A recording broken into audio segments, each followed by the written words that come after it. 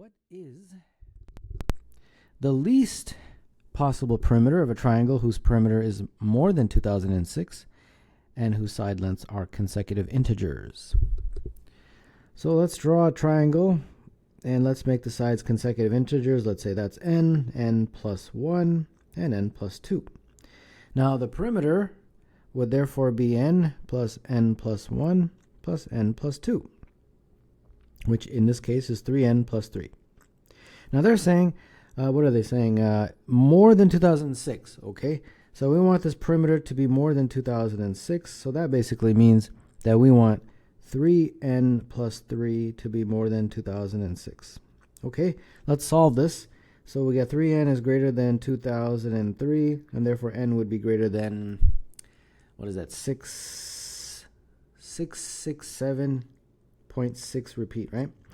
So obviously they're saying that they're integers. So the smallest, because we're looking for least, the smallest possible integer that's greater than that would be n equal to 668, I believe. Correct? Yeah. So therefore, with it, perimeter, the calculation of the perimeter, therefore, would be 3 times 668 plus 3, and that is 2007.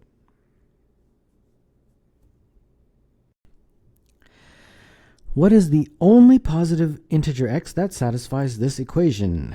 X plus x squared is equal to 99 squared plus 99 to the power 4.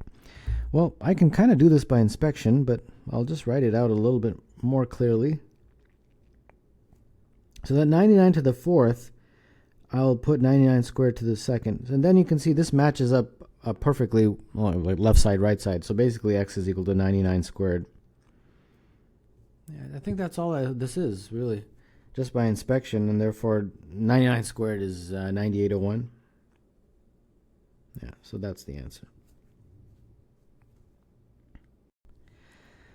The average of 5 different positive integers is 20. What is the greatest value that one of these integers could have? So we have 5 integers. Let's say they're a, b, c, d, and e. And their average, so divide by 5, they're saying is 20. Okay, so that means that if we have a plus b plus c plus d plus e, the sum would be 5 times 20, which is 100. And cross multiply. And they're saying, what is the greatest value that one? So if you, let's say this is the biggest one.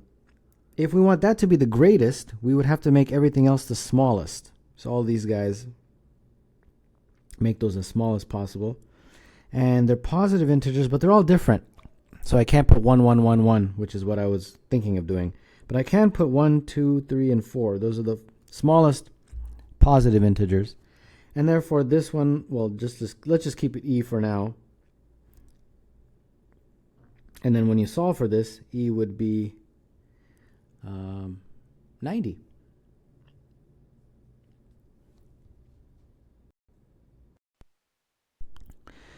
What are all values of x which satisfy 2x minus 7 is less than 3x plus 3 is less than 5 minus x?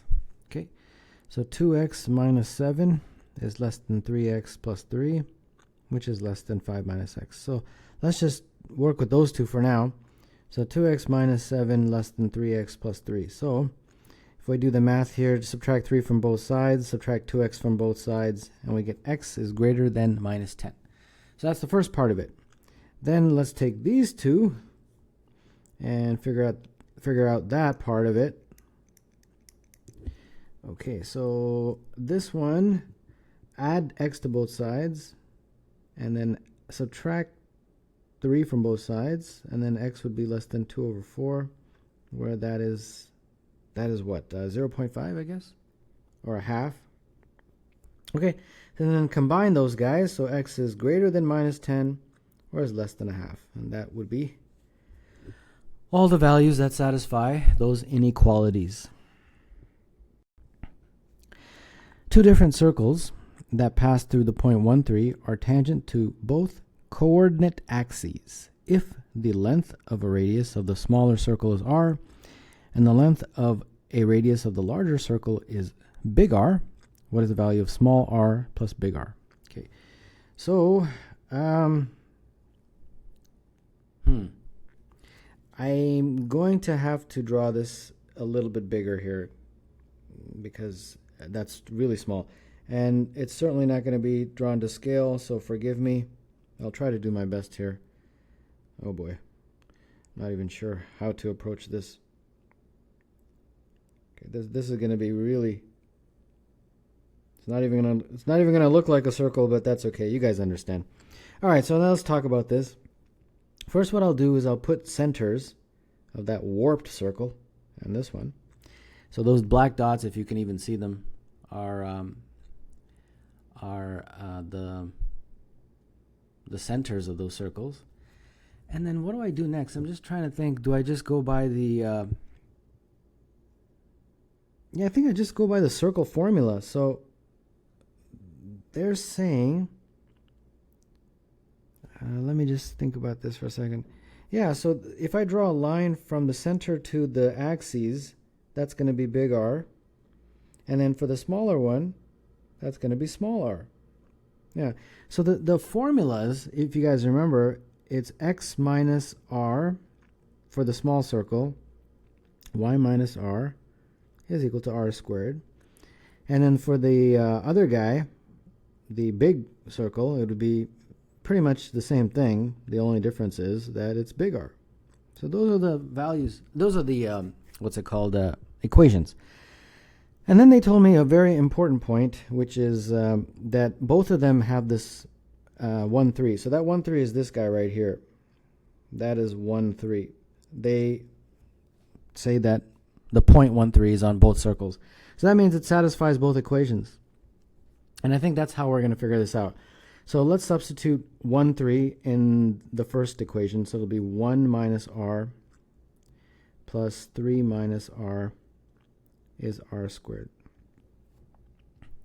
So that'll be 1 minus 2r plus r squared plus 9 minus 6r plus r squared is r squared, correct?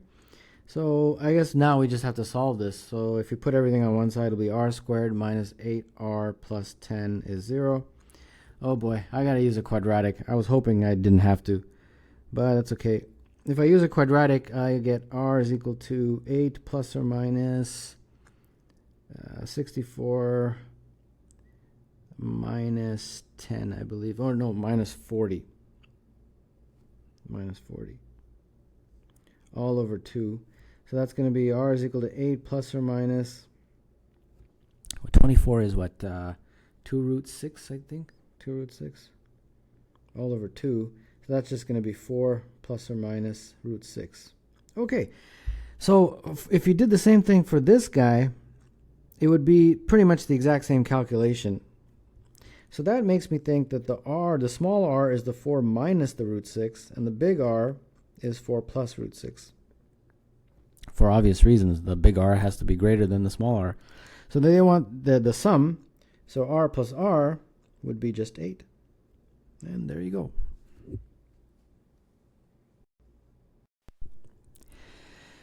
In 1953, L.J. Mordell said that there were only 4 ordered triples of integers x, y, z for which x to the power 3 plus y to the power 3 plus z to the power 3 is equal to 3.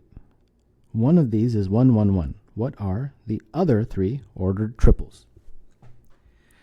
X to the power 3, y to the power 3 plus z or z to the power 3 is 3. Okay, so the fact that they all add up to 3 means it means a few one of two things. The first one they already gave you, 1, 1, 1. That's the only way that you can get 3 if the numbers are all positive. So all positive. You see? Positive, positive, positive.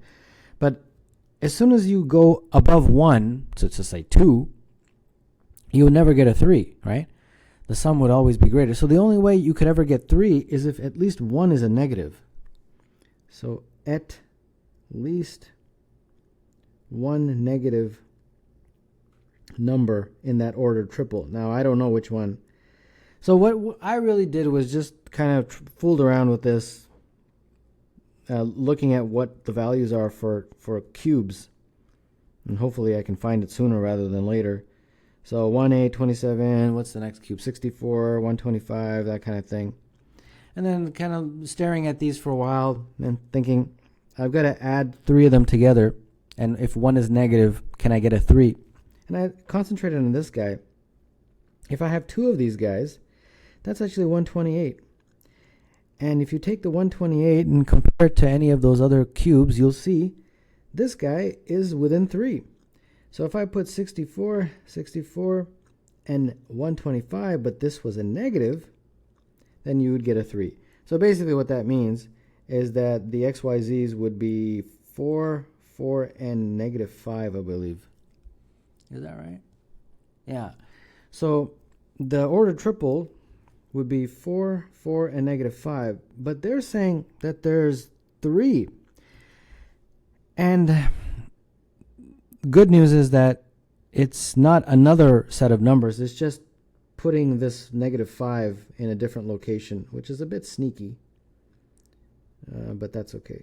That's really all you've done is just change the value of negative 5 to match a different variable. So this one, it was XYZ. So the Z was negative 5.